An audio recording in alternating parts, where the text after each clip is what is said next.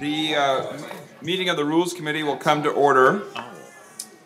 A quorum is present, and I'm looking for a motion on approval of the minutes.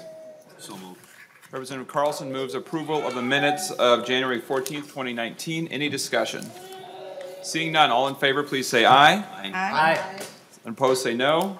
The motion prevails. The minutes are approved. The next item of business is preliminary committee budgets. Okay, we have Barb Julik, House Controller, will come forward and present on the proposed committee budgets. Mr. Chair, members of the committee, for the record, Barb Julik, House Controller. In your packet are two pieces of paper, one 2019 R10 resolution, followed behind by a proposed House Committee and Minority Caucus budget for calendar year 20 and 21. Every legislative session, which is a two-year session, committee budgets are set by the Rules Committee. This proposal would set a two-year budget for the committees and Minority Caucus for a total of $251,500 as divided out between the various committees as shown on the sheet of paper. And I can stand for questions if there are any. Any discussion by members? Seeing none, I guess we would look for a motion to approve the, it's the R10 resolution. So moved. Discussion of the motion. Seeing none, all those in favor, please say aye. Aye. Any opposed, say no. Motion prevails and the R10 is adopted. The next item of business is the adoption of recount resolutions. And Ms. Julik, why don't you stay in case there's any questions? And members, we have two mandatory recount fee reimbursements before us. The resolutions are the R9 2019 Bliss and the 2019 Purcell. And just by way of context, the House has a longstanding policy of paying for recount expenses and legal fees for caucuses and mandatory recount situations, and that's what these resolutions would accomplish. So I would look for a motion on the two resolutions, and we can have a discussion, if any, on the motion. I would move, Mr. Chairman, those two, and additionally the 2019-BO, which would pay the legal fees for Representative Bowe in the amount of $2,600. That is in consistent with our legal fee policy. He was not the one that requested that recount. It was outside of the mandatory recount. He did not request that. The history of this body has been that when a member needs to respond to a recount that has been requested by another member who voluntarily wanted to pay for their share of it, that we pay for the other side of it, the one who has to respond. So that's been the history. It is in our legal policy, so I would move the two that you mentioned and the additional one. The motion from Representative Dowd is to approve 2019 Bliss, 2019 Purcell, and I'm not sure that the other is in our packet. Based on our discussion yesterday, Representative Dowd, we moved both of those, both of the recount reimbursements that were for the discretionary recount from the agenda. Representative Dowd. Thank you, Mr. Chairman. I thought that our discussion was that you were not going to change the policy of the House, and the policy of the House is that the one who did not request it, that had to respond to the person who requested it, who voluntarily wanted to pay for their own, the person who had to respond to that, the House has in history paid for those, and it is in our legal policy that we do pay for those. So that's why I'm adding that one in, and I can. I'm sure my staff probably has copies of that one if you don't have them. Representative Carlson. Chairman, have we received a formal billing? That has happened. Okay, that would be crucial in terms of how we would move forward, I would think. Right. And Representative Dowd, there are a number of updates required under the legal policy of the House based on changes in statutory law. So at some point, we would need to adopt changes to the legal policy to reflect current law. And for that reason, I would ask that we table for now and the question of the discretionary one, with the commitment from me that we will revisit it when we have determined whether that's the correct approach. Based on what you said yesterday, we are not prepared to move forward on that one today. Representative Dowd. Mr. Chairman, thank you. The legal fee policy of the House is that we do cover these. Can you bring up in some change in statute where you think that makes this null and void, or that we should somehow change this? Or are you proposing to change the legal fee policy that we don't pay for that? It shouldn't matter what party someone's from. Our legal fee policy doesn't recognize that. It just says that if somebody outside of the mandatory recount, where it's done automatically, where we do pay those, if somebody outside of that requests it and wants to pay for it, and I think that's appropriate that happens, that the person who has to respond to that, we do cover theirs because they didn't request it. They didn't, and it's not really their problem. It's the other side. Frankly, the candidate that requested it should pay both sides. But our policy is that we pay for the side that didn't request it. So is there something in statute that you think conflicts with this? Representative Dowd, the difference is how discretionary mandatory recounts are defined. The materials that you're proposing that we take up are not in the proposal. And so absent, if you're willing to withdraw your motion, I will just lay this whole issue over and we will come back to it. I was under a different understanding of how we were approaching this today. And so if you want a vote on the motion, we can have it. I will oppose it. And we will revisit this issue in totality. Yeah, I'm fine if you want to move forward with the two, but you know, I guess I'd want a commitment at the next Rules Committee that we revisit the other one. Our policy is very clear. It is our House policy. There is instances of this in the past where we have done this. I don't think it's Representative Bowe's fault that the person who you know, brought this recount forward and volunteered to pay for theirs and pay for the recount, that Representative Bowe, who had to hire counsel to represent him, should have to pay for that.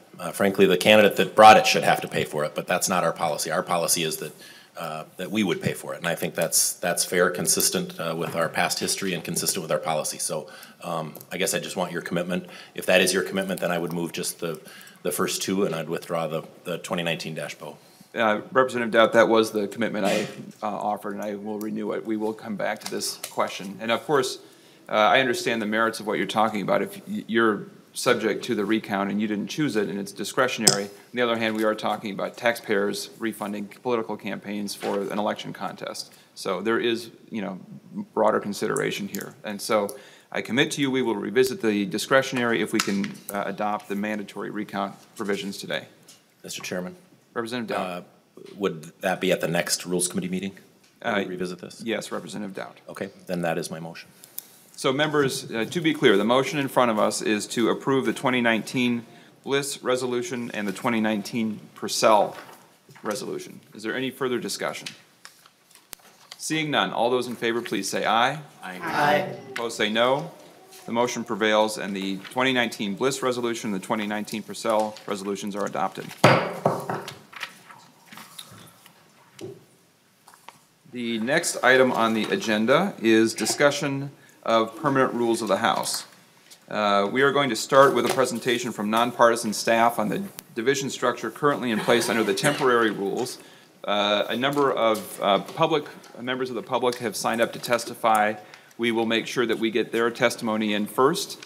I will check to see if any others in the audience wish to testify who are not on our list, and we will make sure to reserve time for members to weigh in. And so I think the more orderly way to do this is to let Mr. Marks complete his testimony. We can have any questions from members to Mr. Marks specific on his work, and then we will go to the public. So please identify yourself for the record, Mr. Marks, and proceed. Thank you, Mr. Chair. Bill Marks, Chief Fiscal Analyst for the House. And in your packets, there are several materials that go along with there that I want to use as part of the presentation. Starting out is the January 23rd memo from Representative Lynn Carlson, Chair of the Ways and Means Committee. That's in the subject is Ways and Means Bill Referral Process. There is also then following that a January 22nd memo, which is one of those referral memos that I'll get to, and perhaps starting with the first item, the January 23rd memo. This outlines the process used for referring bills within the Ways and Means Committee. The third paragraph down there, the referral process, and then the first bullet is, after each round of bill introductions, if bills are referred to the Ways and Means Committee and should be referred to one of the finance divisions, a referral memo will be prepared. That memo will notify fiscal chairs and committee staff, chief authors, Ways and Means, various people of where the bill referrals are going. And a sample of that is that second memo, that January 22nd Lynn Carlson memo, which if you look at that, it lists the first item on there, these bills are referred to the Agriculture and Food Finance Policy and Finance Division, or Finance and Policy Division. The two bills listed, House Files 221 and 232. Then it points out there are no bills being referred to the Capital Investment Division in this particular day. Then it continues with the Education Finance Division, one bill, and then the Energy and Climate Division, no bills, and so on, listing all the divisions of the Ways and Means Committee and which bills may have been referred to those divisions, or if that division had no bills. As I understand it, the process is going to be after each day when there are bill introductions to Ways and Means, a memo like this will be issued indicating which bills are referred to whichever divisions of the Ways and Means Committee. That memo is being posted on the Ways and Means Committee website and is also, it's available on the Ways and Means Committee website. It's also being emailed to the members that are listed here, the members of Ways and Means, chief authors, and so on. The memo, that particular memo is also going to be included in the next agenda, or the next Ways and Means Committee meeting agenda, and will be included in the minutes of that particular Ways and Means Committee. Then the other point is that, and you have a sample in your folders for of the bill tracking system for House File 76, and that might be a couple pages back, but that particular page shows how the House bill tracking system is tracking these bill referrals. And if you notice and I happen to pick House File 76 because it's a bill that's referred to the Ways and Means Committee, referred to a finance division, and actually referred to a division of that finance division. And if you notice on House File 76, then the tracking on January 14th, it was introduced and the first reading and was referred to the Ways and Means Committee. Then also January 14th, referred by the chair of the Ways and Means Committee to the Environment and Natural Resources Finance Division. And then on January 16th, it was referred by the chair of the Environment and Natural Resources Finance Division to the Water Division of that division. So the bill tracking system itself now is showing these re-referrals within the Ways and Means Committee so that where the bill is will be within that information will be on the bill tracking system, the House bill tracking system. So then on the second page of the January 23rd Representative Carlson memo mentions at the top a division engrossments. After a division takes action on the bill, that committee action, the division engrossment, will be posted on the division's website. So if House File 76 had moved, which it hasn't yet, but if it had moved in either the Water Division or the Environment and Natural Resources Finance Division, that action would be posted on the website of those particular divisions. And then the division report would be posted there. The division engrossment will be posted on the website of the Ways and Means Committee when it moves back there. So that information is all going to be posted on either the division's website, the division taking the action, or the Ways and Means Committee website when the bill is referred by or received by the Ways and Means Committee. If that bill happened to be referred to another division within Ways and Means, that would also show up in the bill tracking system and then would be tracked on, the action taken by those divisions would be tracked on those particular websites. Also in your folders is a diagram. The top of the page says Ways and Means Process. And this is just an attempt to outline how the divisions of the Ways and Means Committee are involved in hearing bills. The figure 1 part of it, the left-hand side of the page, would show for policy bills, a policy-only bill can be referred to a division of the Ways and Means Committee if it's for example, the Higher Education Policy and Finance Division. If the Speaker determines this is a higher education policy issue, not a finance issue, it can be referred directly from the floor to the Higher Education Policy and Finance Division. Then as you follow the arrows on here, if that division, if the Higher Education Policy and Finance Division takes action on that bill, that division must refer the bill back to the floor for re-referral.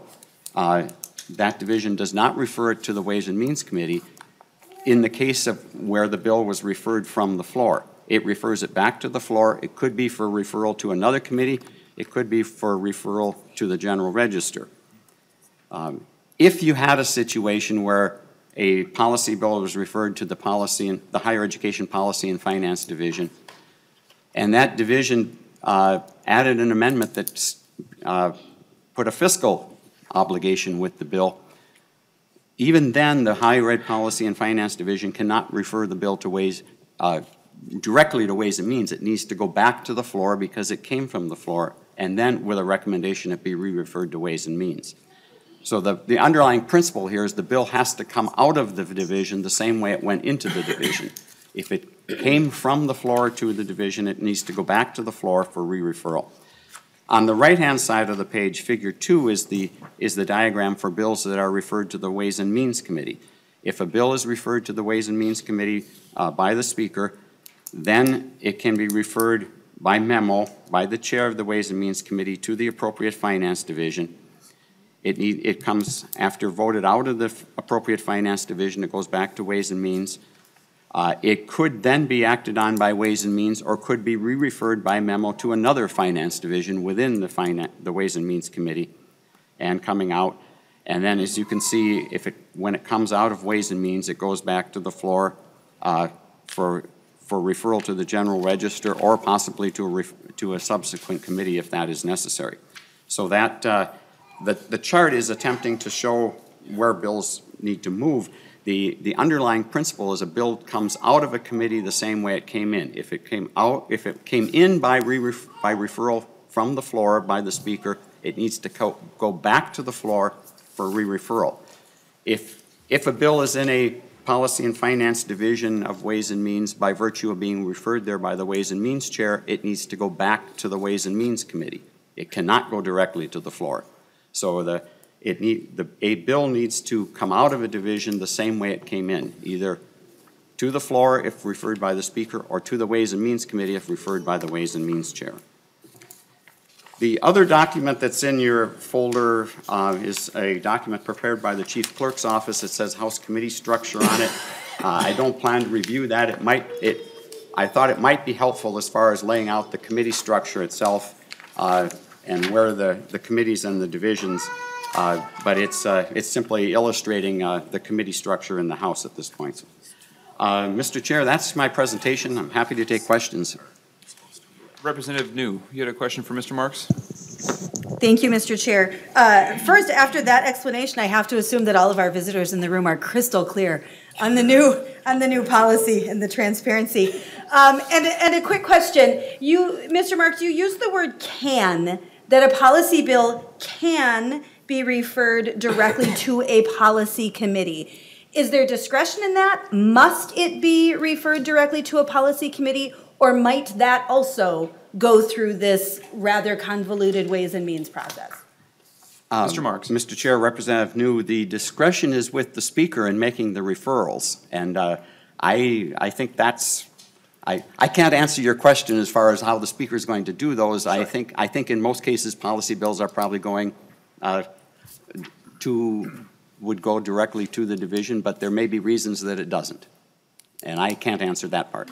Representative New. Okay, so just to be clear then, if for some reason the majority wanted to move a bill more quickly through the committee process, they could send that bill to Ways and Means rather than directly to a policy committee, so that bill could also avoid going back and forth to the floor, back to other policy committees. That bill could go directly to Ways and Means, even though it has no financial aspect to the bill. It could still be sent to Ways and Means, where it can go through this process of referral by memo and move quickly through that process with a lack of transparency.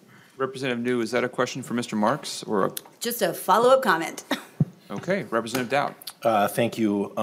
As I want to refer to the Ways and Means process, it's a flow chart that was handed out. It says at the bottom it was prepared by Minnesota House Research. So my comment or my question is for Mr. McCormick. On the right-hand side under Figure 2, finance bills, at the bottom, it says that bills can go from Ways and Means by memo to the appropriate finance division, and then again to the subsequent finance division. But it very clearly says on this that they can only return to Ways and Means through a vote. It's not my understanding in the rules, and if I'm wrong, I guess you can point to that in the temporary rules where only a vote would get them back to Ways and Means. It's my understanding that a memo would also do that, and if I'm wrong, I'd love to be corrected on that. And if I am correct that it can be done by vote or memo, can we get an updated copy of this that correctly reflects the new transparency process? Mr. McCormick.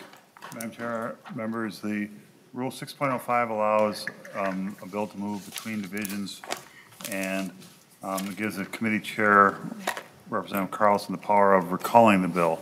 So you're right. We should change from vote to vote or recall, and I will do a new version and provide it to the committee. Mr. Chairman. Representative Dowd. Yeah, thank you, Mr. Chairman and Mr. McCormick. I appreciate that. That was my understanding. That is also my concern with this process, members. It's and it's also maybe I'll do a follow-up question for Mr. McCormick. Could a bill be, if you'll allow, Mr. Chairman? You have the Could a floor, bill, Mr. Representative Dowd. McCormick, could a bill be moved from committee if it's been tabled?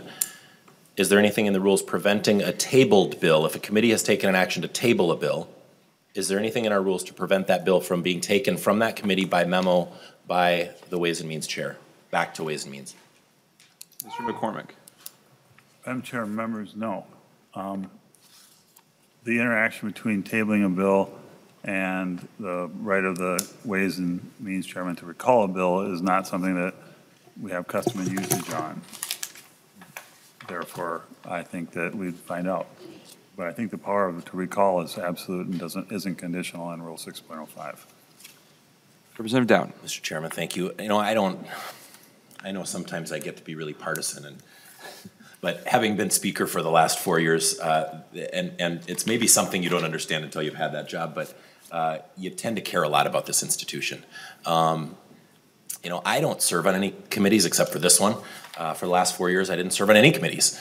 But if I served on committees, I guess I'd want to know that my vote counted for something. I'd want to know that if I was voting to table a bill because my committee didn't want to give it up because there was more work to do or we were concerned about something in that bill, that one person by memo couldn't grab that bill and take it away and put it somewhere else.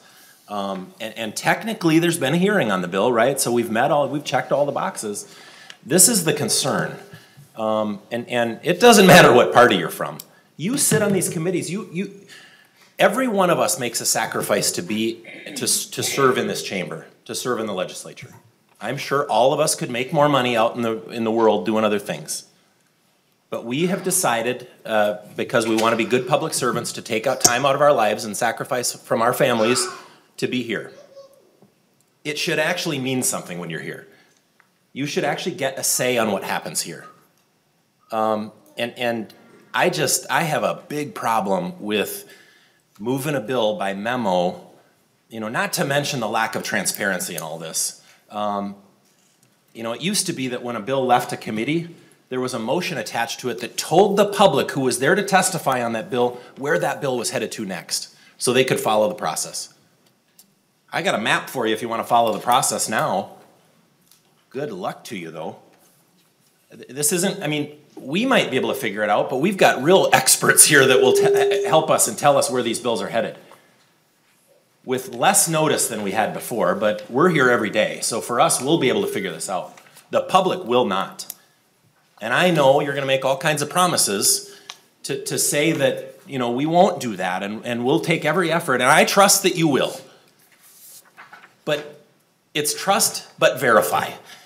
That's why we have rules in the House of Representatives. We have rules to protect the public and the process so that the public can actually participate in the process. And you know, all but 4 of the last 100 and whatever years, we've used a process where bills bounce off the floor, and members actually have a say on does an amendment get added to a bill, and where does that bill go next? And a member in a committee that says and convinces enough of the other members of that committee that there's work that needs to be done on this bill, and I want this bill tabled, because that's your right as a member of a committee. You get to try to convince the rest of that committee that, hey, there's a problem here. And we've all seen it. Mary Liz Holberg was my favorite. She could kill a bill dead on the House floor that was destined to pass. You know why? People respected her. And she'd do it on the other side of the aisle just as well. She didn't play partisan politics. She cared about the policy. And she was so well respected when she stood up on the House floor and said, members, you're about to make a huge mistake. There's a fatal flaw in this bill, and this is what it is. And I can't tell you the number of bills I saw get re-referred back to committee to get fixed because Mary Liz Holberg was smart enough to catch something and well respected enough that members on both sides of the aisle would say, you know what, we agree. And that's legislating. That's legislating. And the public has every right to come in and sit at that testifying table and have input on these bills, if they know when that happens. And if you come today, if the bill's up in committee today, used to be that the motion would be when that bill left this committee, and you would hear it, that the bill was headed to another committee. So you could watch the agenda of that committee. Now that's not gonna happen. You know, and now we're gonna have policy bills, and I've already seen policy bills getting referred to the Ways and Means Committee. I can only assume that's because you don't want to follow the regular process of having bills get referred from one committee to the next so the public knows, and have those bounce off the floor so members get input on amendments and whether that bill should go to that committee or not, or whether it should move forward or not move forward. We've all seen them die on the House floor as well. This is, you know, Mr. Chairman, this isn't political. This is literally about this institution and doing what's right, not only for this institution, but for the public. This is a mistake. It shouldn't be done. Fair warning. Please, we'll work with you to find something that'll work if you want to. You have my commitment on that. But this is destined to fail. And it's destined to set you up for a public that's going to be mad at you because they can't follow the process. So please, and Mr. Chairman, I want to tell you that I have a lot of respect for you because what you did today is you brought this stuff in front of us and said we're not going to vote on it today, we're not even going to offer amendments, we're just going to talk about it. And thank you for giving me the opportunity to do this, and thanks for giving the public the opportunity to come in and do that. I think that was a classy move. But please take the advice. We've got time to change this and fix this, and you know, we don't have to move bills this way. So I would just strongly encourage all of us on both sides of the aisle who care about this institution and really care about the work that you do on committees. Doesn't matter to me, I don't sit on any committees, right? I'm not gonna see any bills in committees. I think I'm lucky. But you all do a lot of work, and I really respect that, and I appreciate the work that you do on those committees. But I also want it to mean something. I want you to be the next Mary Liz Holberg, and I want you to be that well respected. But this process doesn't give you that opportunity, because you can convince your committee members that there's a fatal flaw with a bill, lay it over, and it can get plucked from committee by one person and sent to the next committee. And we've checked a box that it had a hearing in that committee, so we've met the requirement, and I can hear the questions on the floor. This didn't get a hearing in that committee. Oh yeah, it did, but it didn't get a vote. We don't even require a vote on a bill in committee. Really? Why do we have committees? You all are gonna be awfully jealous of me that I don't sit on any committees, because I'm not wasting my time. You know? Why do we have committees if we're not gonna vote on bills? These are questions everybody should be thinking about. This isn't a partisan thing. Anyway, sorry, Mr. Chairman, I appreciate letting me. I am very passionate about this because I care about this institution.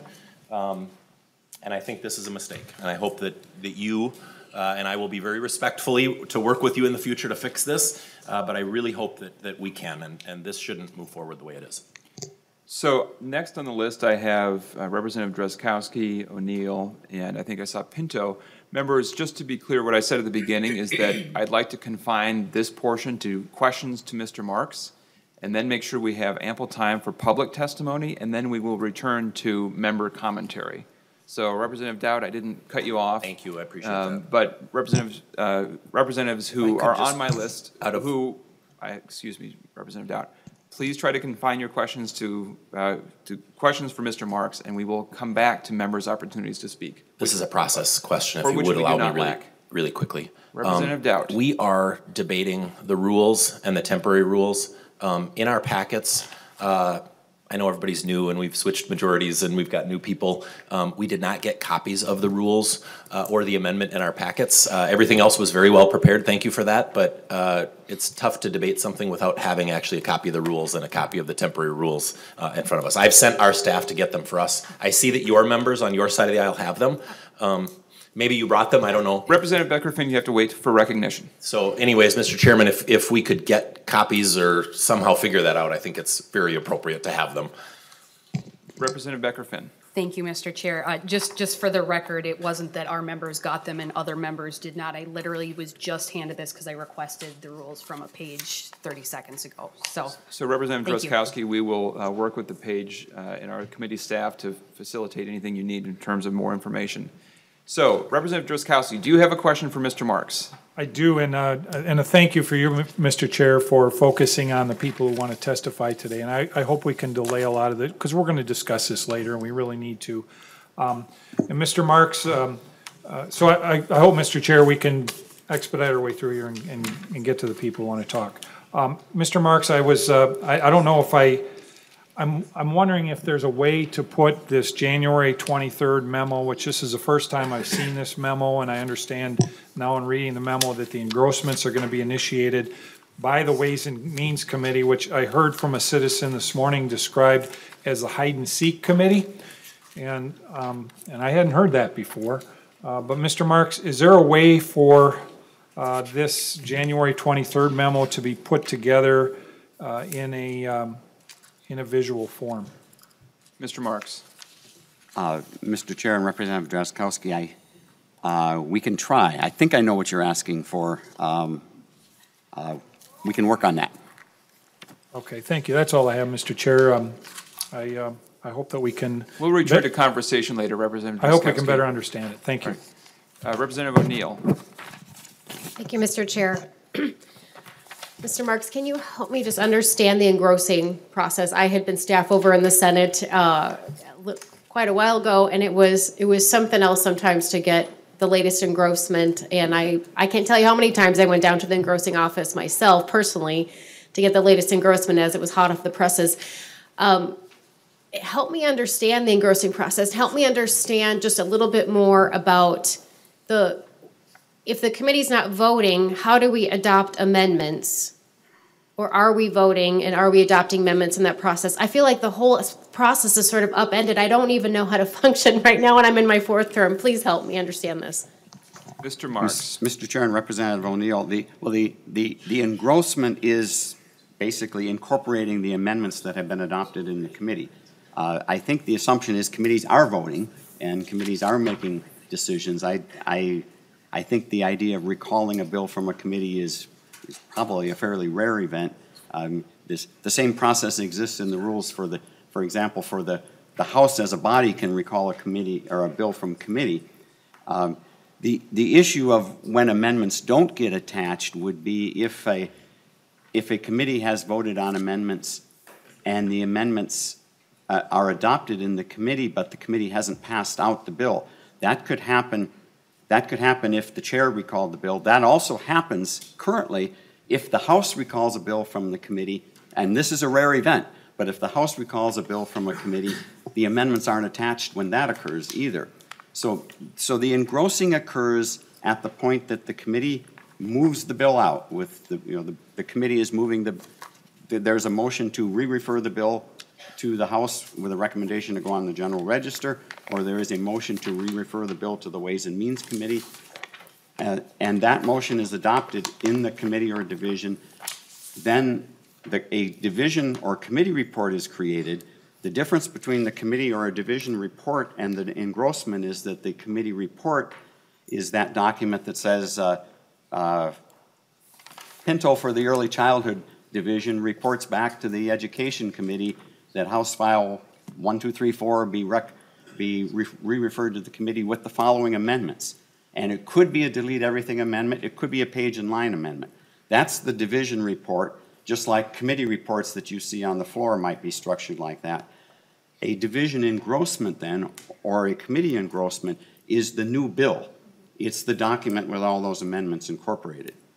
And the process as outlined here would allow for both of those to be made available on the website. The division or engrossment would be on the division page, the division page on the House website. The engrossment would show up on the Ways and Means page if Ways and Means is the parent committee in this case. Representative O'Neill. Thank you, Mr. Chair. So right now, well, okay, so the previous biennium, we'll say the way we had been doing that, I could go to the bill, and it would bring up the latest engrossments. Is that still the case? And you can answer that, and I have another quick follow-up so that I'm not taking up too much time. But I have a bill coming up next week, and it's a very big bill. It's a very important bill. It's a bill to protect children from violence and it's not completely ready, but we're going to be talking about it in committee. So we'll be working as a committee. We'll be doing some amendments, and because it probably only has one committee stop, but there's a potential that the committee could decide that we should lay it on the table as we work on it, work on the final amendments, and then bring it back. So my question is, if we pass these amendments, but we lay it on the table to work on it some more so that we can do yet more amendments in the one committee that it has, will it get engrossed or not?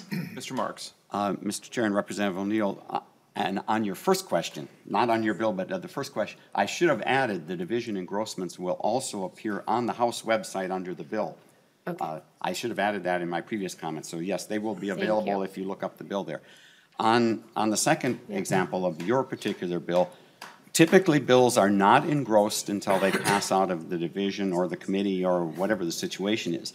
There are cases where unofficial engrossments can be done if it's necessary within the committee, if the committee does extensive amending and then wants to go back and look at the bill again. That's a process that's done within the committee or division, and you'd have to work with the committee chair on that. It can be done. It's unofficial. It doesn't show up in the system typically, although the committee or division could put it on their website.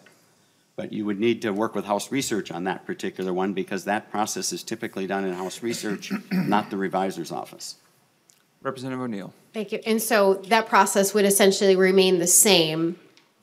So I guess my concern then, and help me understand this part. So my concern would be the committee does all this work. We adopt amendments. We can do kind of a temporary engrossment or what you just said. Then my concern is if it was laid on the table, the Ways and Means chair could recall it somewhere else while we're still working on it. Do I understand that correctly, that it could be taken out of that committee by the Ways and Means memo or chair's memo while we're still working on the bill? Is that correct? Mr. Marks. Mr. Chair and Representative O'Neill, the authority to recall doesn't specify or put any particular criteria on it. It could happen. I would think that's not going to happen, but it could happen. Representative Pinto. Thank you, Mr. Chair. Very briefly, I know we want to get to testifiers. Mr. Marks, can you just provide some historical context real briefly, clarify or confirm? My understanding is that this is the same process that was used pretty recently for a full 4 years, so we could sort of look back and see if there were concerns or problems then. But is this pretty much similar to what was used previously, or can you just give that context for us? Mr. Marks. Mr. Chair and Representative Pinto, this is similar to the process that was used in 2007 through 2010. It's also similar to the process that the Senate used in 2000, within its Finance Committee when it had divisions within that committee in 2000, I'm thinking here, 13 through 16, it's similar, but probably with a lot less transparency than the process that the House used many years ago when there was an Appropriations Committee with divisions within it. Thank you. And then, Mr. Chair, then one other question from Mr. Marks. So when I'm looking at the page for House File 76, in terms of showing where a bill is, what the latest version of the bill, to Representative Neal's questions, it seems like that information is all the same as it's been in the past several years. It might be the language is a little bit different. Is it referred by memo versus whatever else? But as far as if anybody wants to know, member of the public, us, anybody else, where a bill is, when the hearing is, what the latest version of the bill is, it seems like that information is all the same in terms of the availability on the website, et cetera. But am I reading that correctly? Mr. Marks. Mr. Chair and Representative Pinto, yes. I mean, this is the same kind of information that has, or perhaps more information than was provided in the past on the website. Okay. More information. Thank you. Pinto. Thank you, Mr. Chair. That's all done. Representative Becker-Finn, did you seek recognition, or did we cover it before? I don't know. I don't know what that meant. Representative Becker-Finn. Thank you, Mr. Chair. No, I had other questions. Okay, go ahead. So, Mr. Marks, prior to January 3rd, 2017, I was also a member of the public trying to follow what was going on in these buildings. And so I'm also looking at the page that starts with House File 76. So if you were signed up, you had added House File 76 to your My Bills, and we're using that feature to be updated and notified when anything happened with a bill you were interested in. Would you get the same number of notifications now under the new rules that are being proposed, or how is that different, or is it different? Mr. Marks. Mr. Chair and Representative Becker-Finn, I don't use the My Bills. I'm afraid I can't answer that question. I think you would get that information, but I can't answer that. Representative Becker-Finn. Thank you, Mr. Chair, and maybe some other staff person can get back to us on that. Because I think that's, the public is generally using the website to look up a bill that they're interested in, and it sounds like you would still have the list. My understanding of the way My Bills works is anything that would show up on the list here, when it's added to the list there, you get kind of dinged in your inbox that change was made. Mr. Chair and Representative Becker-Finn, I believe that's the case, but as I said, I don't know. Representative Becker-Finn. Thank you, Mr. Chair. And then kind of a separate issue, we're talking about the old rules as if everything was great under the old rules, but I mean, as an example, there's this, oh my gosh, we might not be able to vote on things in committee. As an example, in the Environment and Natural Resources Policy and Finance Committee for the last 2 years, I think we laid over the vast majority of the bills that we heard. We never voted on them. They were laid over for possible inclusion in the omnibus bill. I think in theory, the way that's supposed to work is that the chair would lay things over, and then when the omnibus bill comes back, some of those things that were laid over, then, part of that omnibus bill. But in reality, what happened is when we heard the omnibus bill in committee, and I don't have the spreadsheet right in front of me, but there were 13 to 15 provisions that we'd never heard in committee that suddenly appeared in an omnibus bill that had not had previous, people's chance to testify on. And as we all know and have learned, especially in the last couple of years, when you have an omnibus bill that's many hundreds of pages long, there is a lack of transparency because folks don't have time to sift through and if they're following that one thing. And so, it really isn't that different as far as being a member of a committee and maybe Representative Dowd, if you haven't been in committees for several years, and so the public's aware of this being laid over for possible inclusion in an omnibus bill, especially if you're in the minority, is speak for your bill is dead many times. So, and that's not going to be covered anywhere on the website, on the Revisor of Statutes website. So just want to point out, it's not like the old system was perfect and there was great transparency and the ability of members to move things forward if the chair didn't wish to. So, thank you. Representative Albright, you had a question for Mr. Marks, and just a reminder, we had one on the one side, one on the other. We'll try to confine speeches to after public testimony. Mr. Chair, thank you. I will be very diligent about asking just the question. Mr. Marks, I'm going to refer with this first question to the Ways and Means process. And as I heard you say, on policy bills, it is the Speaker's discretion to refer them.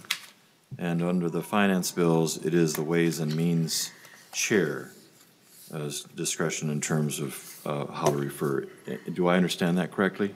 Mr. Marks. Mr. Chair and Representative Albright, maybe I could refine that a little. It is the Speaker's discretion to refer the bill, the first referral on the bill, whether it's policy bill, finance bill, whatever bill, to the first referral is the Speaker's discretion.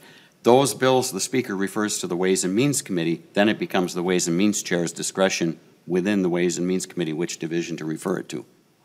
Representative Albright. And Mr. Marks, thank you. So maybe a little further clarification for the benefit of understanding by the public, then, what discretion or why would there be a differentiation between the Speaker determining that a bill go to a policy committee or go to Ways and Means? Is it based upon the subject matter? Is it based upon the timing of when they need to get the bill through committee? Is it a speed issue, or help me understand why there is discretion for the Speaker to take it straight to Ways and Means or straight to a committee, which we have seen in the bills announced on the floor. Mr. Marks. Mr. Chair and Representative Albright, I think it's I think the thought is here that because there are a number of combined policy and finance divisions, if it is just a policy issue, if there is not a fiscal implication, it doesn't need to go through Ways and Means, so it could go directly to the Higher Education Policy and Finance Division. And then they would send it back out to that committee, because if it acts on it, would send it back directly to the floor. It would never go to Ways and Means. If it has a fiscal implication, then it would go to Ways and Means because it needs to come through Ways. It would come back through Ways and Means under Rule 4.10. And so I think that's the kind of the judgment call along the way. Is this something that ultimately needs to go to Ways and Means? If it does not need to go to Ways and Means, then refer it directly to the Policy and Finance Division, and it can come directly out without a stop in Ways and Means. Mr. Chair. Representative Albright. Thank you. So let me switch gears a little bit here and just talk about deadlines that loom, further on in session. And I'm just wondering, when would deadlines be met? Would it be a deadline being fulfilled when it is referred to and heard in Ways and Means, or as it would be referred by memo from Ways and Means to a committee, and quite possibly not any action taken, but it's like a touch and go when you're in an airplane and it comes back to Ways and Means? So help me understand how any changes might occur to the first and second deadline process as we move further into session. Mr. Marks. Mr. Chair and Representative Albright, I think as regarding the first and second deadline, it will, bills that are in a policy committee need to meet the first or second deadline. Bills that are within Ways and Means, I think that's going to depend on how the deadline language is written, and deadline language has been written in different ways in different years. Sometimes deadlines apply, sometimes the deadlines apply to the omnibus bills, sometimes they apply to the committees taking action on the bills. And that distinction, I don't know where what the deadlines are going to say, so that becomes part of the question there. Part of the reason I can't definitively answer the question is how the deadlines get written. But the first and second deadlines typically apply to the policy committees. the third deadline, which becomes one for either for finance committees or divisions taking action, or for finance bills being moved out of committees. And just for point of clarification, it is the Speaker and the Senate Majority Leader who together define how the deadlines are written. So that's a joint process. Representative Albright. Thank you, Mr. Chair. Mr. Marks, a lot of the concerns that have been raised here by members on both sides go to public notice with regard to bills as they travel between committees or divisions of committees. I'm wondering if you could lay out for us maybe a twofold question for you.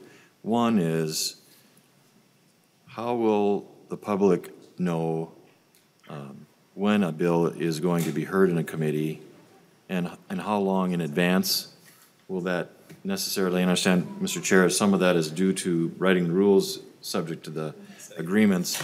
But if you could just lay out what you would understand in terms of public notice about when a bill is going to be heard in committee.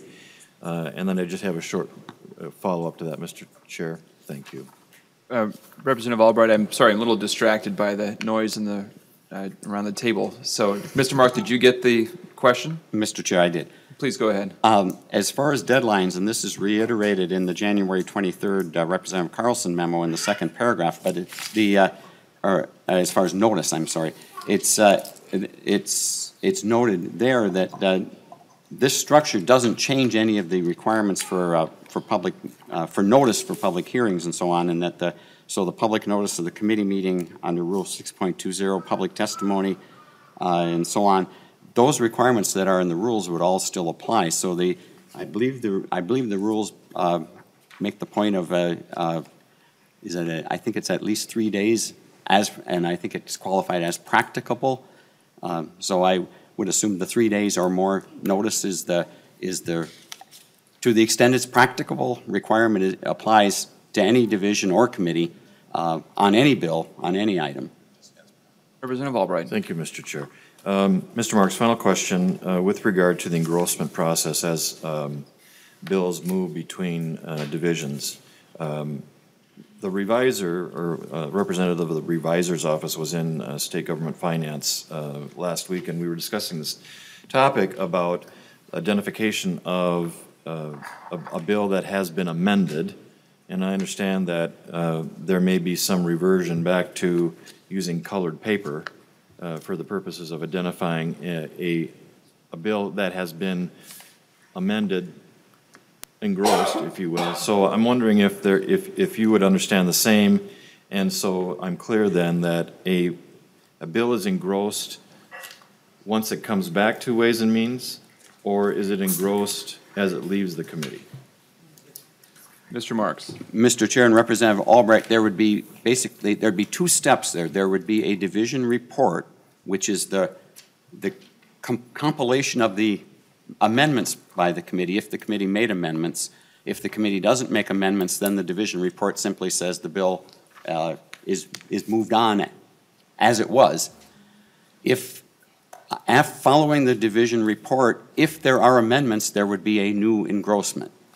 And that engrossment would incorporate those amendments in and be called a division engrossment if it's being done within the divisions as we're talking about here. It could be the first division engrossment. If it goes to 2 divisions, it would be the second division, and the second division made amendments, it'd be the second division engrossment. But as the current policy is, engrossments only occur when amendments had been made. So a bill could be go to several committees or divisions if none of those committees made engrossments.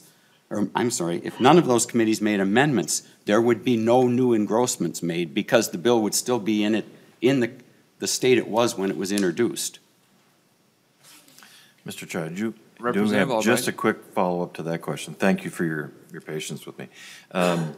Mr. Marks, then, in the past, a bill was not formally engrossed until it was heard on the House floor, received back from the committee after it was amended or not, and sent out. So now what we are going to rely upon is the engrossment provisions adopted by Ways and Means, but they would not be heard by the full body. They would only be heard by, in a sense, publicly by those at Ways and Means when it would come back from a division.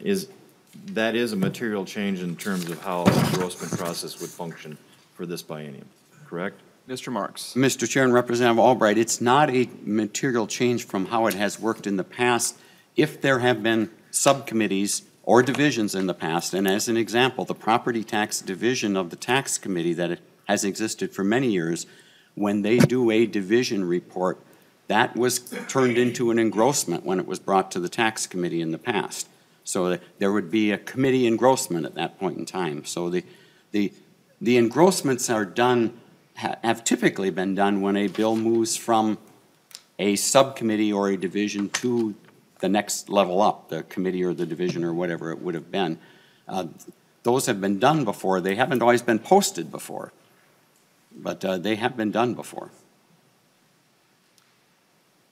Representative Howard, I have you next on the list, and you're passing. So we're going to move on to. I was requested to be on the list. And Representative Dowd, is this a question Yeah. for, because we have 7 testifiers signed up. We've asked to limit testimony to 2 to 3 minutes, which is roughly 15 minutes, plus additional people may be here.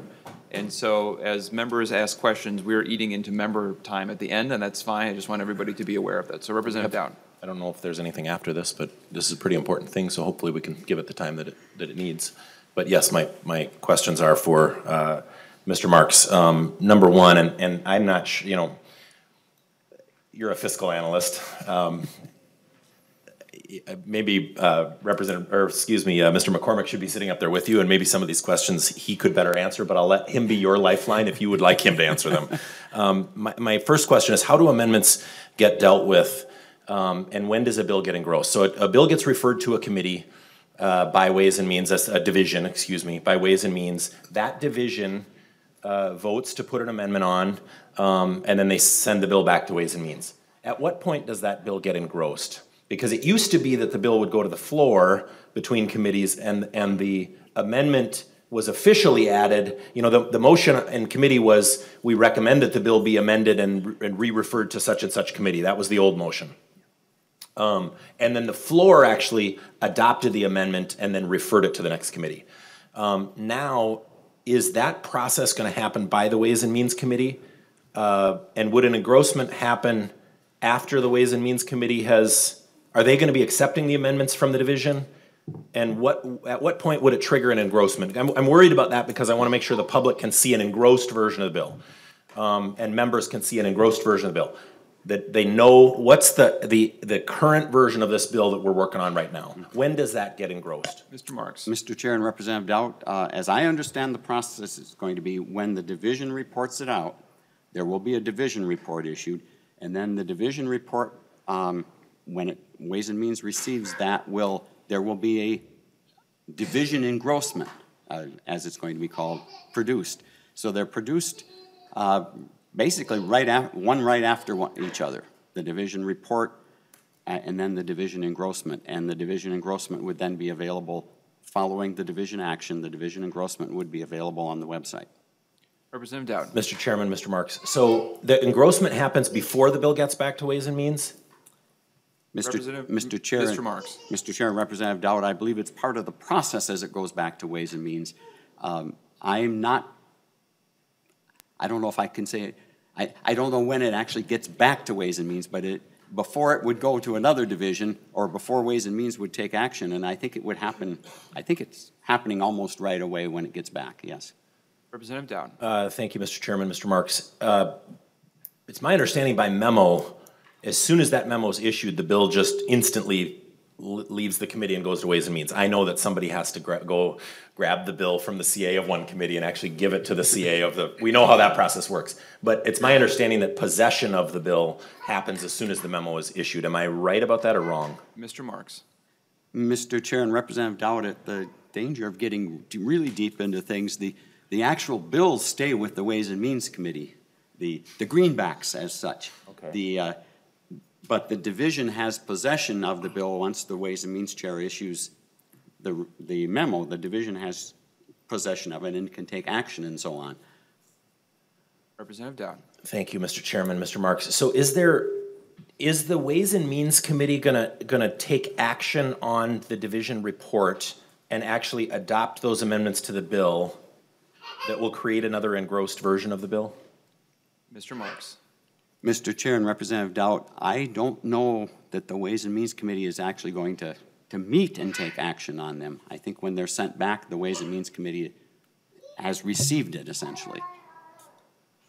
Representative Dowd. It's my understanding, thank you, Mr. Chairman and Mr. Marks. It's my understanding that the last time this was done, that's the way it was done, that the Ways and Means Committee was kind of taking action on those division reports before they moved it to the next committee.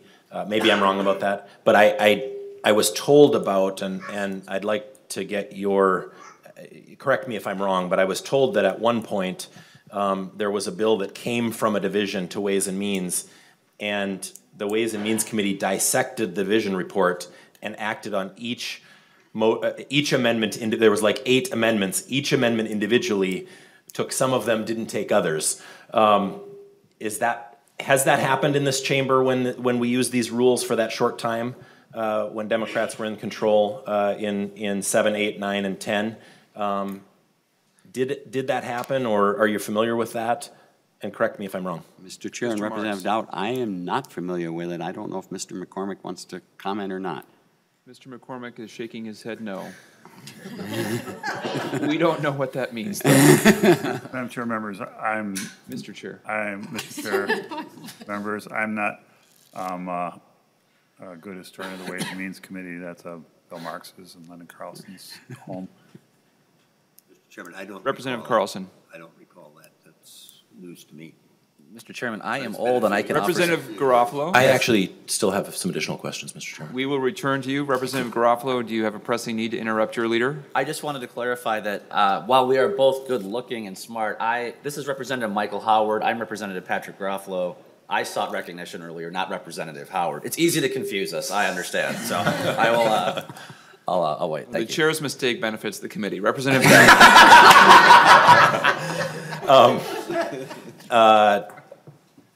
So next, Mr. Marks, or Mr. Chairman and Mr. Marks, is it possible for the speaker to unilaterally take a bill from a committee and return it to the floor or anywhere else? Can the speaker do that? Mr. Marks. Mr. Chair and Representative Dowd, I don't believe so.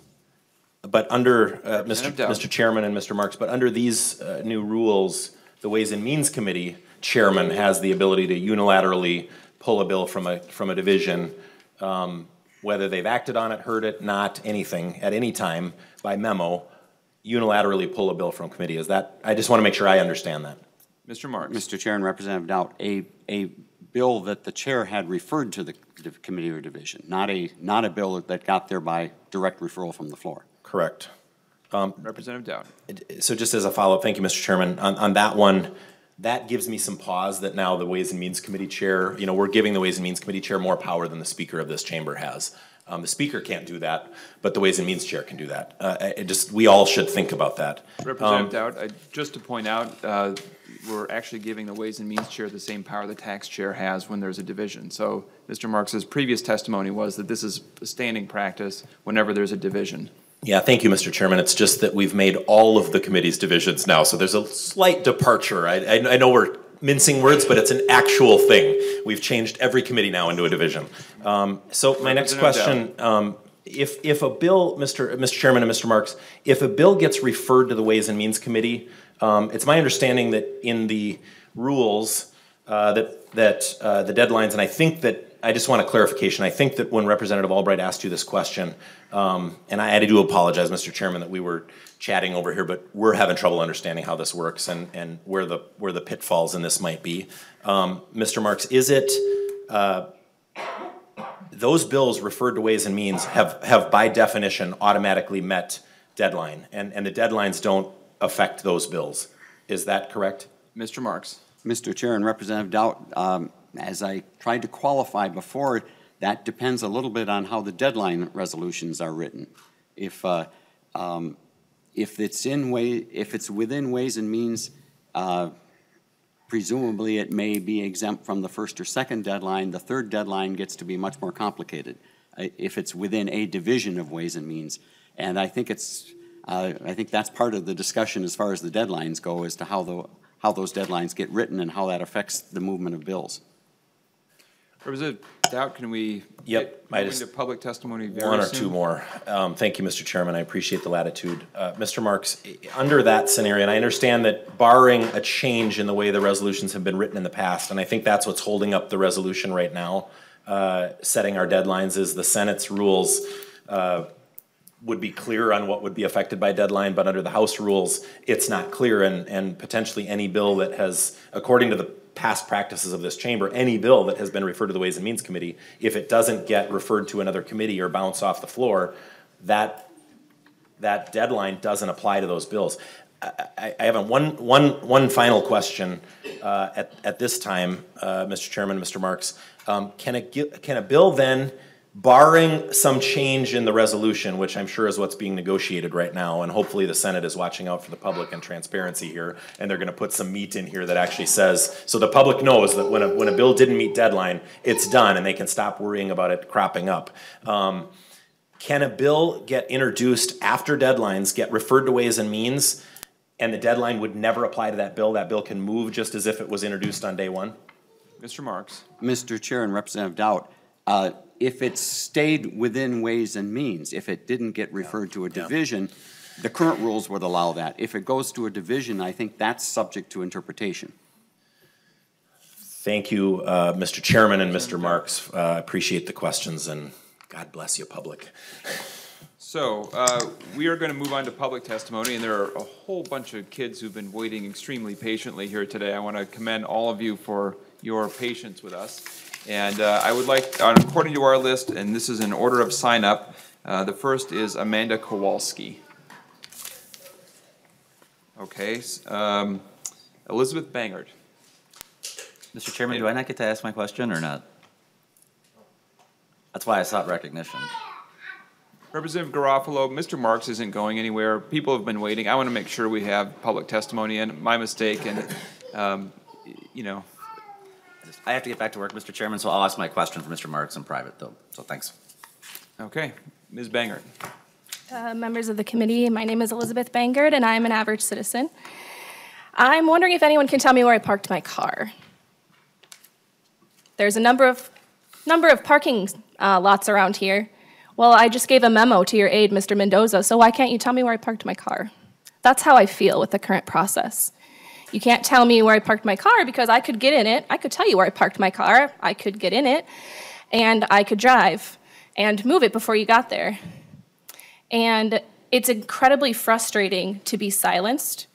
People keep talking about transparency, and this goes for both sides of the aisle. These rules were used for 4 years previously under the Democratic rule, and a Republican installed a mute button also for 4 years, neither of which I agree with. And I'm sure people perhaps have their thoughts about that and maybe wish they wouldn't have supported their leader on that. I have no doubt. The point is that you may have a D or an R after your last name, but a D and an R are no letters found in We the People. And We the People demand transparency. I will be up here every day. I had to hire someone else to sit in my business because I can't know where a bill is. And House File 1 and 30, which moved from the Hide and Seek Committee, are moving behind the scenes. I need to be able to testify on those. It's a massive amount of government expansion with ripple effects that I fully understand. So if that's what I have to do, then that's fine. But I really encourage you to consider how you're voting on this because it does impact us. And if you feel like a few eye rolls that I've seen already from people whose kids are here, then buckle up because I'll bring more. And if any single one of you votes in agreement with these rules, I will find out what district you're from, I will start contacting people, and that will be on you and your next election. Thank you. Thank you. I think we'll try to go through the testifiers to make sure we cover them all, and if members have questions for a particular testifier, we can bring them back. The next is Rob Dorr from the political director for Minnesota Gun Owners Caucus. That's how we have him listed.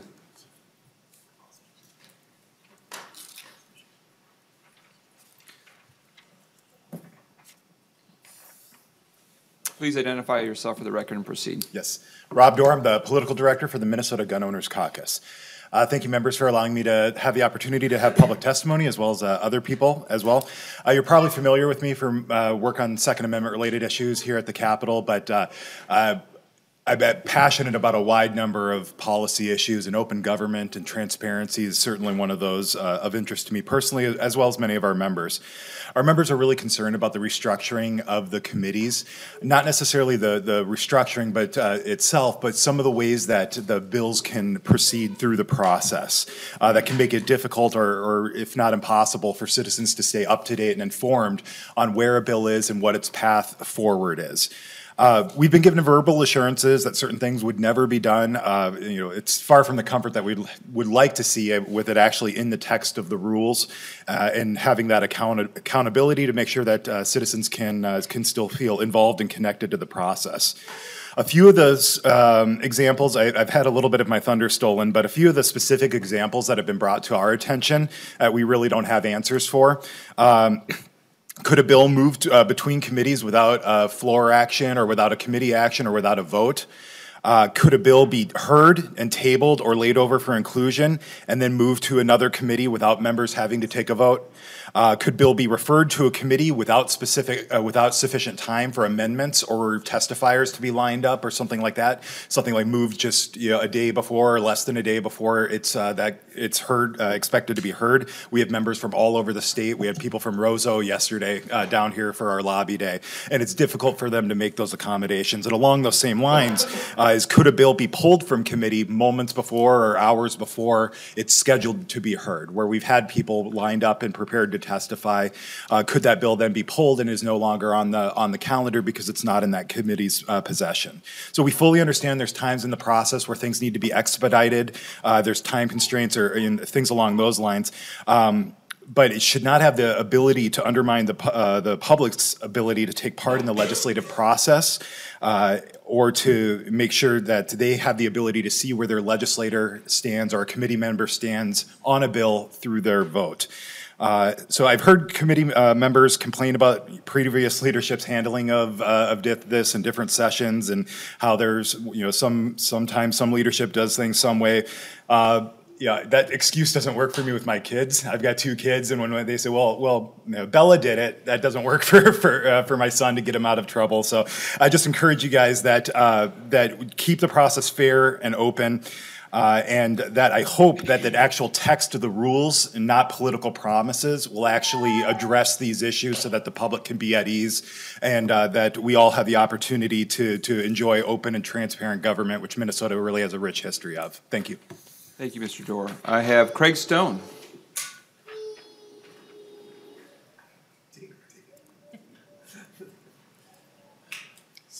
Thank you, Mr. Chair. Please identify yourself for the record and Certainly. proceed. Craig Stone, I'm here on my own behalf. Many of you know I was a 20-year House employee, and I always appreciated rules discussions, and I like the rules. So I'll get right into it. I understand all the rules, proposed rules are in front of you, not just the division structure. First, want to comment on Rule 3.33, the 24-hour rule. I believe it needs revision, Mr. Chair, or replacement. It was well-intentioned, and it does some very good things in public notification, member notification, that sort of thing. But it's my observation as a staffer who can now speak his mind because I'm no longer a staffer, that it tended to dull the House, and that's the kindest way I can put it. It used to be that the House is so scripted now, it's unfortunate.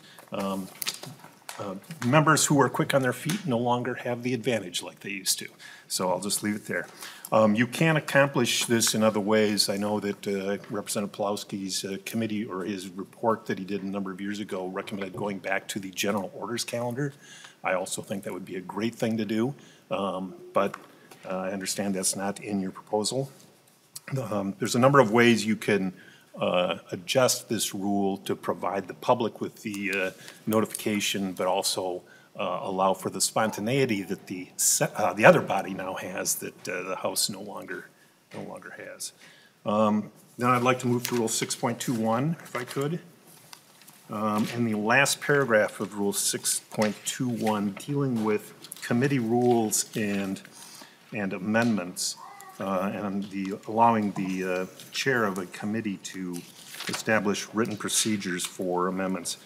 I happen to completely agree with Representative Tina Liebling that a 24-hour rule in committee is not well thought out because it does not allow members of the public to show up, testify, and then the committee to react at that point in time.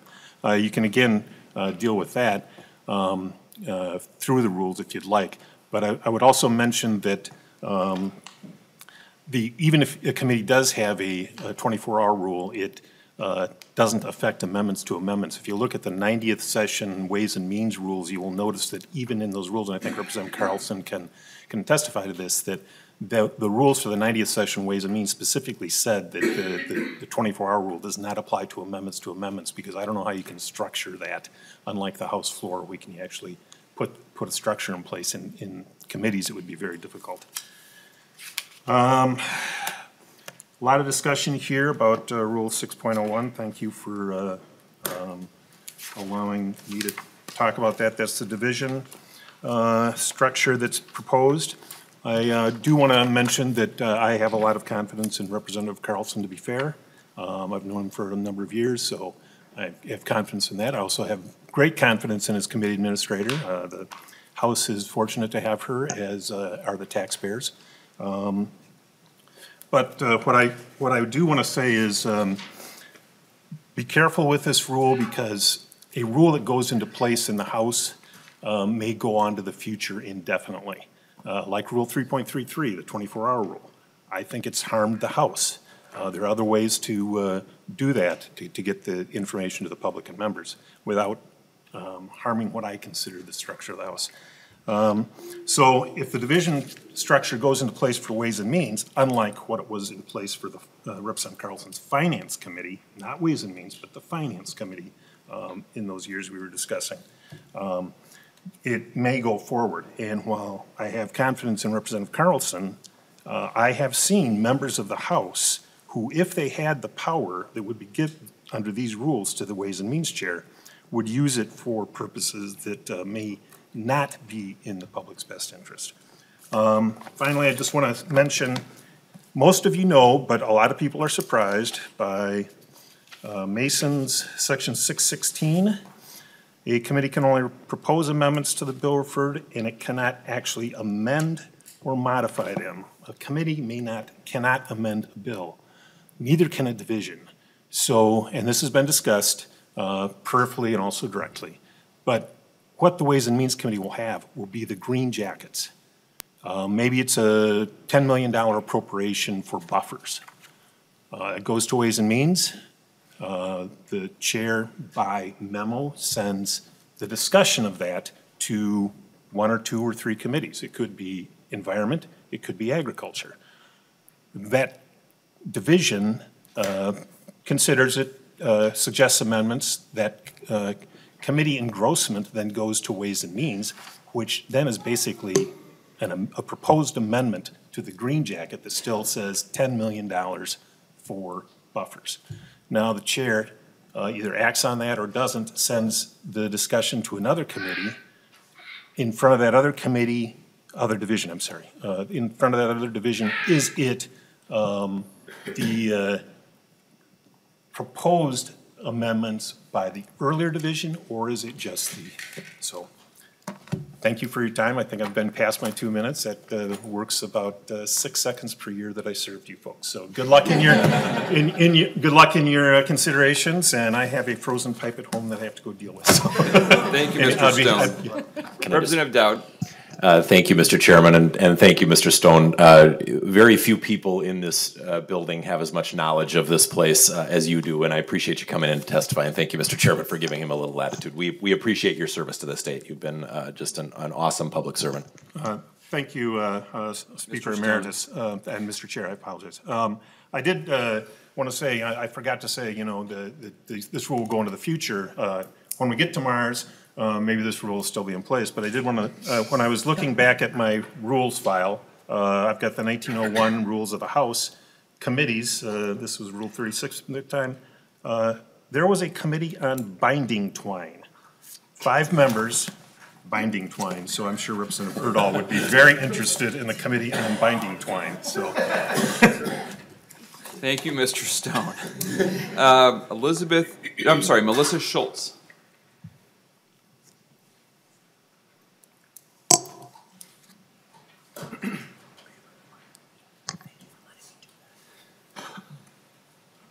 It's kind of scary. Please identify yourself for the record and proceed with your testimony. Sure. My name is Melissa Schultz. I'm from District 38A in Lino Lakes. Although when you listen to me talk, you will definitely hear the long O that comes from the Iron Range. I wrote everything down so that I stay on task. I'm just a citizen. So first, I want to thank Mr. Chairman and committee members for listening both today and when we kind of occupied your last meeting with a whole lot of children, which all came from a Facebook group of moms is kind of how that all came about. So I'm here today to oppose the temporary rules and would like to request permanent rules that allow for better transparency and better opportunities for public comment. The rules as described on opening day of the session are truly troubling to me. They leave a lot of openings for backdoor politics that disregard and disrespect your constituents. You continue to make verbal promises of transparency, but you don't build in a backdoor if you're not going to use it, and that's what you've done. There have been verbal promises of transparency, that transparency will still exist, but those of us that reached out to members of this committee and our representatives received canned responses with very little clarifications in writing. I'm asking for rules that can guarantee that a person up in Chisholm or Bewabic that can't simply walk across the street like I can to testify in a hearing can call his or her representative and let them speak for him or her. By allowing bills to move through committee by internal memo without being referred back to the House floor for the discussions that are needed may remove the opportunity for that person in outstate to be heard by speaking through their representative because they're not in a committee. So if Doubt is my representative and he's not in that committee, how am I going to call him and be heard? Mr. Chairman, I've also thought a lot about what you said to us when we spoke a few weeks ago. You mentioned that it's hard to guarantee a lot of public notice at the end of session when things are moving fast and deadlines are nearing, and that's why there's not a lot of concrete timeframes in the rules. And this is very concerning to me. Just because the end of session is approaching, citizens should still be able to have ample time to comment. Their concerns are still valid despite the need for speed that kind of comes at the end of a session. You aren't salesmen with a quota of bills that need to be filled by deadline. These bills are either right or wrong for the citizens of Minnesota. And how do you know what's helpful or hurtful if you play shell games that don't allow time for your constituents to inform you? And it shouldn't matter if similar rules were used in the past or what was done last year or what was said by who last year. We should be learning from the mistakes of our past, moving forward, growing, and doing better, striving for a more unified government, not a divided one. These are not the actions of the Democratic Party that resonated with me and I aligned with back when I took my first government class in high school. You have me aligning with these people, no offense. Some of you are Facebook friends, so don't unfriend me. But this is not the Democratic Party that I'm a part of. If I can't follow what's even going on in this meeting as an educated citizen of this state.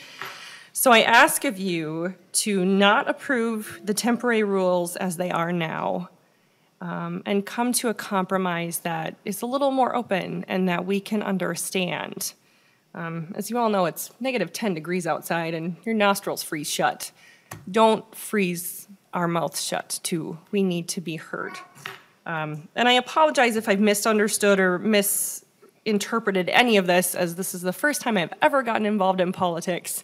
And I'm still not trying to navigate this system. But thank you for hearing us today. Thank you, Ms. Schultz. Elizabeth Church.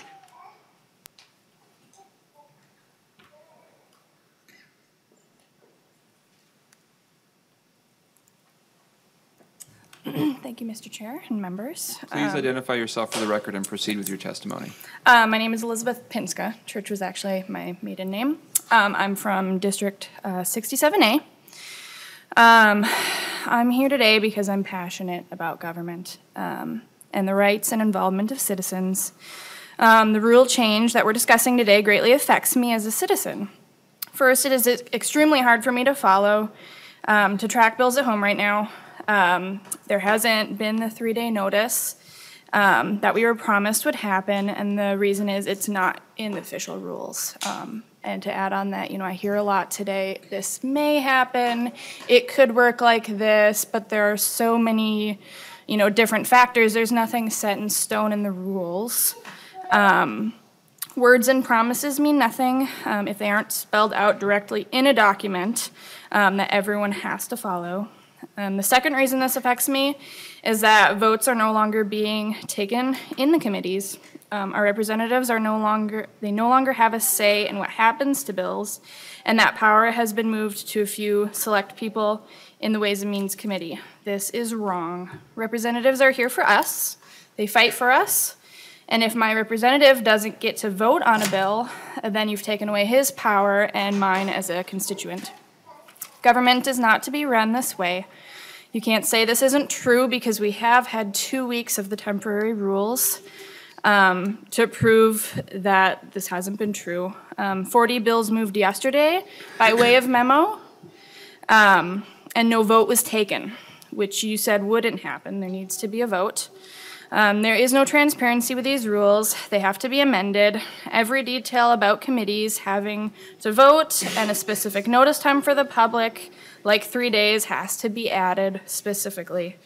You cannot expect us to take word if these will happen and trust good intentions if they aren't in the rules. The fact is that this rule change is so that things can move quickly, and bills that we would maybe have an issue with can move around without notice and a vote or hearing.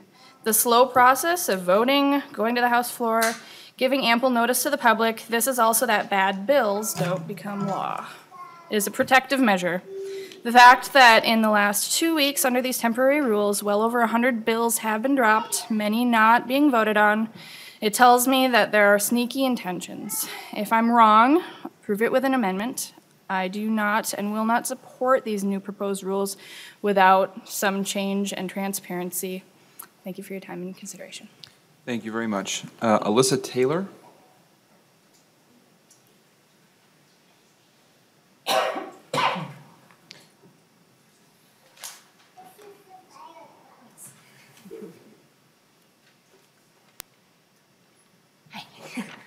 Please identify yourself for the record and proceed with your testimony. I'm Alyssa Offling. I'm from 15A. It might have gotten missed thing on the internet. I think it's based on your email address, so. Yes, I wrote my full name underneath. Okay. But I apologize. I also have to apologize in advance if I misunderstand anything also, because I'm also new to this. I've never spoke before. So, okay. So how does these temp rules affect us? I feel these temp rules are not transparent to Minnesota citizens. Why?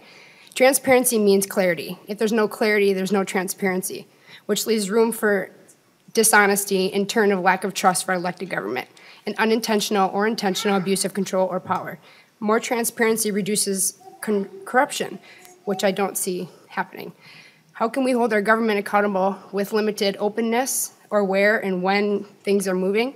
If members find it challenging, almost impossible, how can we, the public? There's too many ways it affects the clarity and transparency for the public.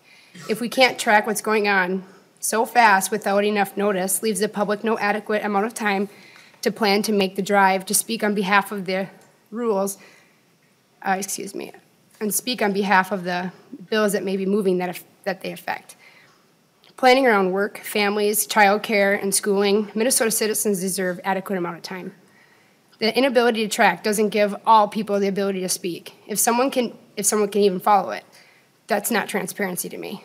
The less we, the people, as public, have knowledge of what's going on, our lives get tossed around and become a game, get tossed around like a game. Expediting things so fast loses transparency. From what I understand, this also takes away from the other current members' abilities to vote, leaving too much power to just one person or to one committee to place where they want things to go instead of discussion. This seems like way too much power for one committee only. Doing so, all by memo, leaving the public unable to give input and track, and no rules to stop this, from what I understand. We the public need time for our input for more than just our big decisions. Big or small, it's our lives that it affects. This limited knowledge to the public feels like government taking power away from the people. What happens when you take power away from the people?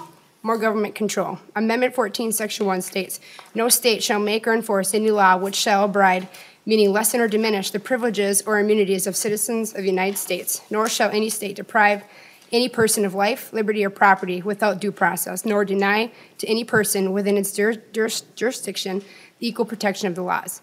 This inability and secrecy to be able to track these bills, we feel, hinders our privilege and liberty as American and Minnesota citizens to be able to be involved. We feel in the dark on what is and will be happening, where and when bills are moving and to be made. You cannot solely rely on someone's constituent to be able to ask the representative on what's going on. There's too much to track to know. If a representative can't, how can we? We need assurance of at least that 3 days' notice. There's too many of us that drive hours to come. I understand the responsibility to keep us safe and wanting something you feel is great to pass quickly. But how is it safe for citizens with more government control with no citizen input? How will you know just how great you feel things truly are without hearing constituents and citizens' input on how it will affect their lives? This to me tells me it's not beneficial for us, the public, but only for the person creating it and co-sponsoring it. I oppose these temporary bills. Thank you. Thank you. Rick Heller was signed up to testify, but I believe he provided an amendment to the committee. My understanding is that you no longer wish to testify? You do? You don't? Okay. Is there anybody else from the public who wishes to come forward and testify?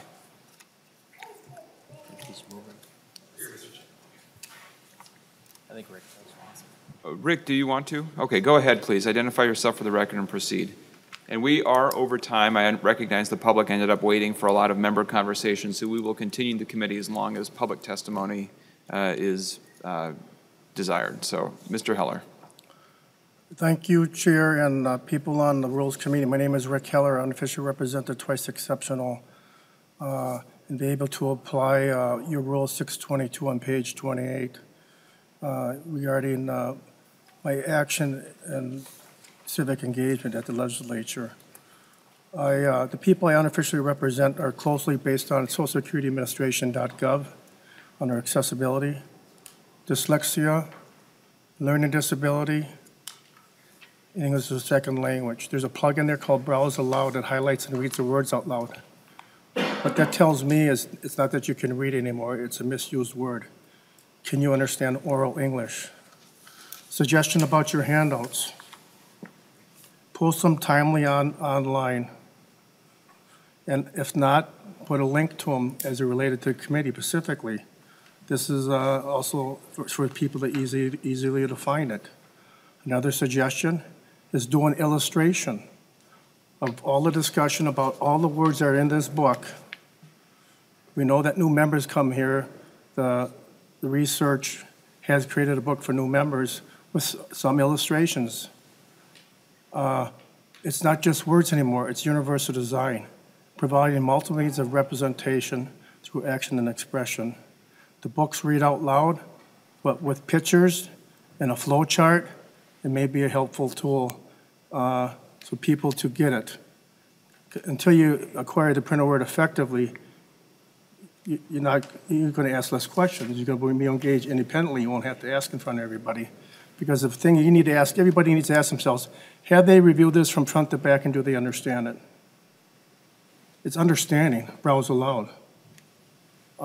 Suggestion on, because everyone can benefit from captioning, the Minnesota Commission on Deaf Blind made a statement in 2018 regarding that.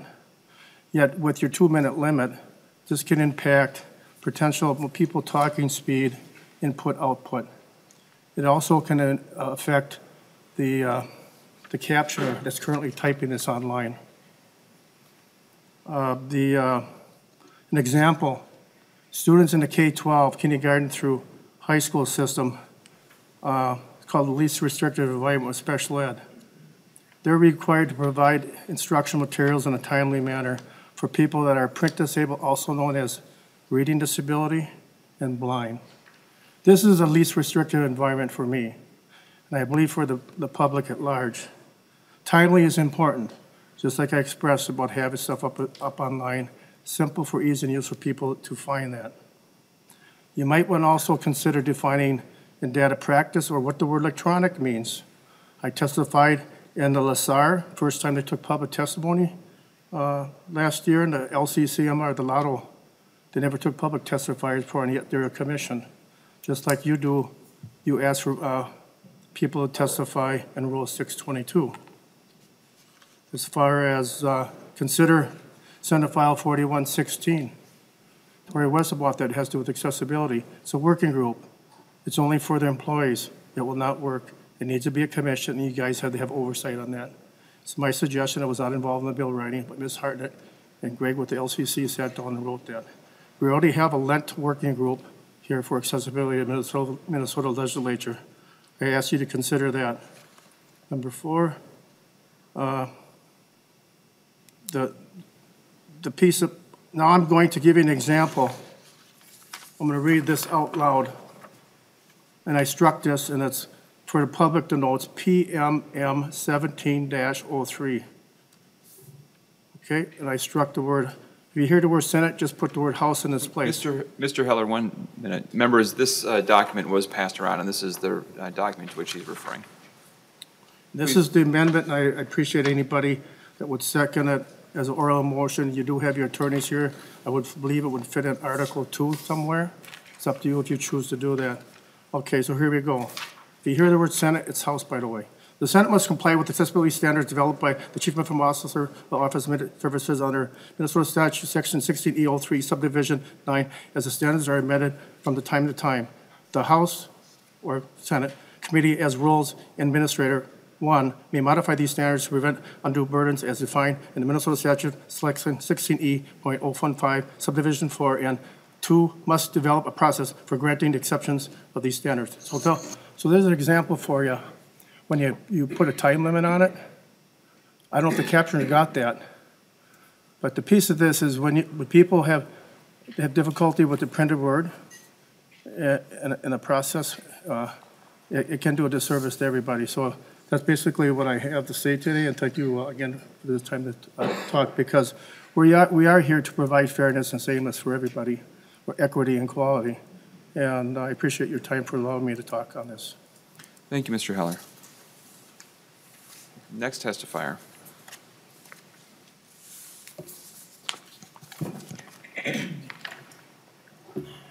Please identify yourself for the record and proceed with your testimony. Frank Long, 47A.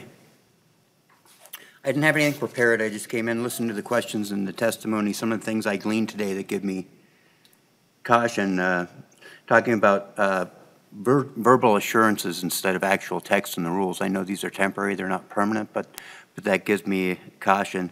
Another thing, why such a radical change? What was wrong with the old process to the point to where you had to replace committees with subcommittees where things just don't seem to be trackable? I hear that the 3-day notice isn't honored. That's problematic. I mean, well, we had a testifier, and perhaps that's incorrect. I'm just going by what I've heard today as I've been here, but some of the things that give me caution and make me really worried about transparency coming through this committee. So I see these things as problems. The deadlines, basically, it's not clear to me. The deadlines are decided by the speaker and the majority leader, so is there a vote on that? I don't understand that process, and that's not being familiar enough. But these are just some of the things that that I've heard through here that give me pause and make me wonder, you know, if I'm going to be able to track things, if things are going to be put in writing, if it's going to just be verbal assurances that really are not set. So I'm more concerned than when I came here from what I've heard today. Thank you. Thank you for your testimony. Would you like to testify as well? Please come forward. We are over time, and we ask for a sign-up. We'll stay as long as we want to. No, please come ahead. I just want to remind members that we're over, and we are here to hear public testimony, so we will continue.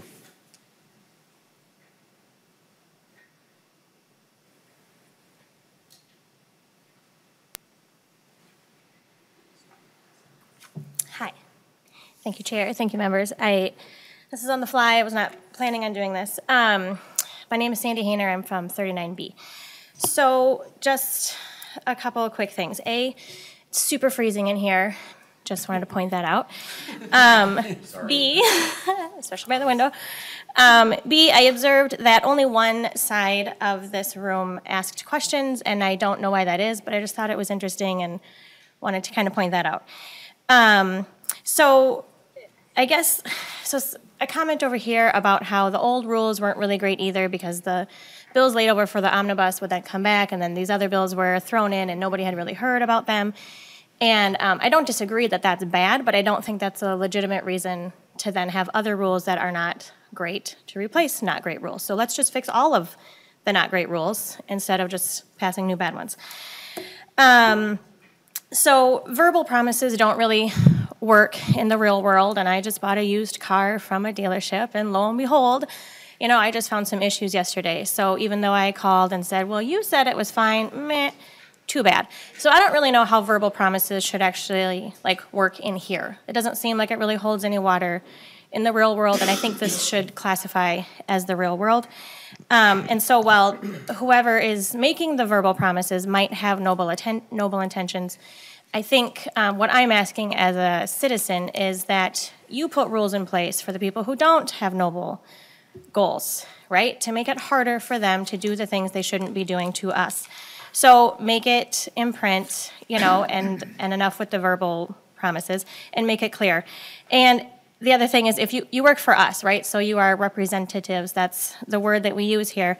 And so if you don't give us time or notification to know where things are going and how they're getting there and what they mean, then you haven't given us time to give you our input. And if we haven't given you input, then how do you know you're representing us? So that's my big question.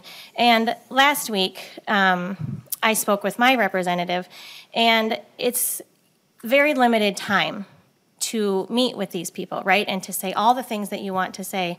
And if I don't even have time to meet with my representative, if that's such a short window, I mean, I called last week to get a follow-up for next week, and I literally had half an hour out of her whole entire week that there's time for me.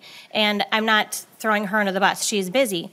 But how is she going to represent me, you know what I mean, if bills are being shuffled around to different committees and I can't even get in to speak with her, period, if I can't make the committee meeting. So, and I'm concerned that in this room, I'm not a party girl, I'm not going to pick a side, two birds, or two wings, same bird, if you ask me. But I'm concerned that there's this party situation rather than the people situation. And so I would like everyone just to keep that in mind. And I don't know who's on what side because none of you are my person.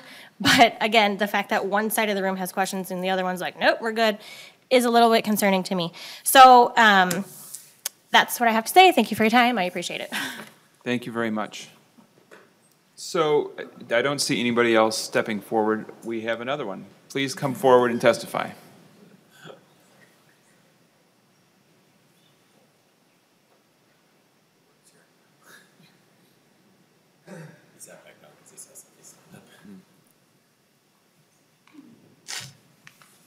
Hello. Please identify yourself for the record and proceed with your testimony. Yes, Mr.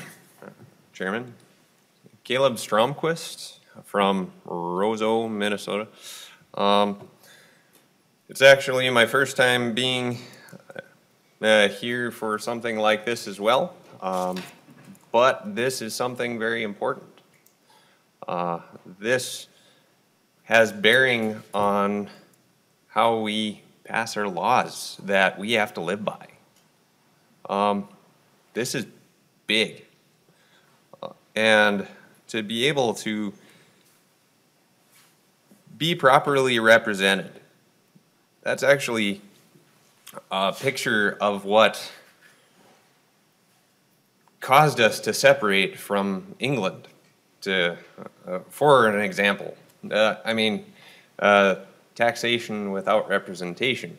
Well, if our laws are being made without the proper amount of time and notice, or they can be passed through side doors instead of actually being voted on by the people that we've put into office. That is a real problem. And I had to speak on it because, I'm a long ways away. If I hadn't had the time to know that this was going on, I wouldn't have been able to be here, and I want to exercise that right. So that's pretty much all I have. Thank you for your testimony. Any further members of the public who would like to testify? Okay, we will close that portion. Representative Dowd had requested to be recognized on behalf of Representative Scott, who is welcome to come and sit at the committee table if she'd like. And members, there may be questions. We are past time. We will have further consideration of rules. You can sit up here if you want. Okay, we'll have further consideration of the rules in the future. We are not going to continue this hearing indefinitely. We're already past our noticed time period. So, Representative Scott, why don't you go ahead? I'll take time for maybe 2 members to speak up, and then we will adjourn. So, Representative Scott. Thank you, Mr. Chair. Real briefly, every time the majority and the minority changes, we have this colossal movement in the state office building, and it's expensive to do that, and I think it's time that that practice ends. And I was visiting with Mr. McCormick about what the best solutions for that are, and it's not necessarily a bill, because the Senate would have to agree to it as well. But we're talking about either a resolution for the House floor or just coming to this committee and maybe opening that topic up for discussion and what can we do to remedy that situation. And I don't know if it's creating on the 3rd floor, perhaps, a similar office that's on the 4th floor, and making adjustments on the 3rd floor, the 5th floor, whatever it is. I just think that needs to be addressed, and we've got to stop this craziness of moving offices every 2 to 4 years, because the majority and the minority changes a lot around here. So that's really what my concern was. Thank you, Representative Scott. First, I want to have a sense of how many members wish to be heard before we adjourn. Representative Drazkowski, you were very brief, and you've had a lot of floor time so far. Representative Dowd. To talk to her point. Okay, Representative Dowd on Representative Scott's. Yeah, thank you, Mr. Chairman, for the latitude, and Representative Scott. She brought that forward to our executive committee this last week, and it's a very valid point. We do spend a lot of money and a lot of time changing offices. I actually think it would be better for the way that we all interact if we mixed everybody up and it wasn't Democrats on these floors and Republicans on these floors, and that we actually, kind of mix things up and we had offices next to each other. I think it would help the way this place operates. So I think, and she had originally mentioned, or Representative Scott, had originally mentioned that maybe an amendment to the rules. I think she just wanted to start to have this conversation. I actually had said one of the things, and I think bipartisan members on both sides of the aisle have in the past. Now, Justice Thiessen had been a big proponent of actually going to 2 members per LA in the minority. We talked about it this year. I think that would help us shuffle everybody on the floors. It's a little bit of a limiting factor now because Republicans need 3 members next to each other because you have 1 staff for 3 members, and Democrats, it's 1 staff per 2 members. So fixing that, I think, would help us just shuffle people on the floors. And then you just make it by seniority. and everybody ends up getting mixed up. And I think that probably would really help, not only that we don't have to move offices when the majority switches, but also it would help the culture of this place and us all get along with each other and talk to each other a little better. She's specifically mentioning fixing the corners so that we have 2 leadership offices that are the same. That's a potential solution, but even if you didn't do that, because it might be somewhat expensive, we could just have the leadership corners switch, and the other members can stay where they are. So I think it's something that we should look at in the future. So thank you for the time, Mr. Chairman. Thank you, Representative Dowd. Representative Carlson. Mr. Chairman, on that point, I was quite involved when we did the remodeling of the state office building in the mid-'80s. And some of the suggestions that you're hearing about now, I made at the time. And You've got a lot of wisdom, Mr. one Chairman. of which was not the mixing part of it, but I did advocate that the leadership corners be identical. So you just have to change the nameplate. Good idea, Representative Carlson. We'll think about that, one thing and another, but it never happened. But it's not a bad idea, although I do have to say that the move forced me to clean out my files to some degree, so that was a good thing.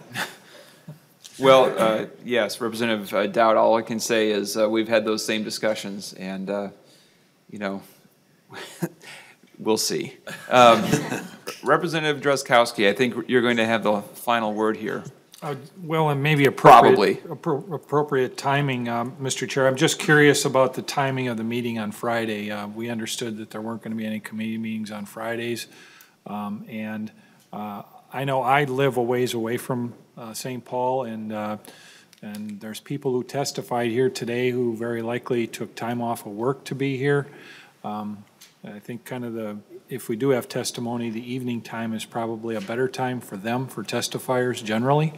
But I would just request, Mr. Chair, in future meetings, if we can have them in the Monday through Thursday time period, I'd really prefer it. Thank you, Representative Drazkowski. Representative Dowd. Just a question for you, Mr. Chairman. Yes. It sounds like you're wrapping up member comments, and we're going to close the meeting. So I just wanted to have you, I know there's a lot of people that took time off work or time out of their days to be here to testify. It sounds like the intention is to bring this up, and I appreciate the way that you're doing this because it gives everybody time to kind of think about it, but it sounds like your intention is to bring this up at another meeting where we'll actually offer amendments and adopt some permanent rules of the House. Can you clarify if that is your intent, when you think the timeline of that might happen, both the committee here, so that these folks know kind of, will it be in a week or in a month or that sort of thing, and then how quickly do you think these permanent rules would be to the House floor? So if you could just clarify that as we close the meeting. Thank you, Representative Dowd, for kicking off my final remarks. Yes. Well, first of all, thank you for coming. And when we chatted after the committee hearing last time, I said that we would have at least a week's notice before the next hearing, and I believe we lived up to that promise. And certainly before the next committee hearing, there will be at least a week's notice, because I know there is unusual public interest in these rules, and so we will make sure that there's at least a week's notice. Historically, about a month after the session convenes is when we would adopt permanent rules, which would put us in the first half of February, and I don't see that we would deviate from that kind of timing. And so we would make sure to have at least one more Rules Committee hearing where permanent rules would be before the committee and amendments would be in order and further public testimony, and then we would go on to the floor from there. So with that, the meeting is adjourned.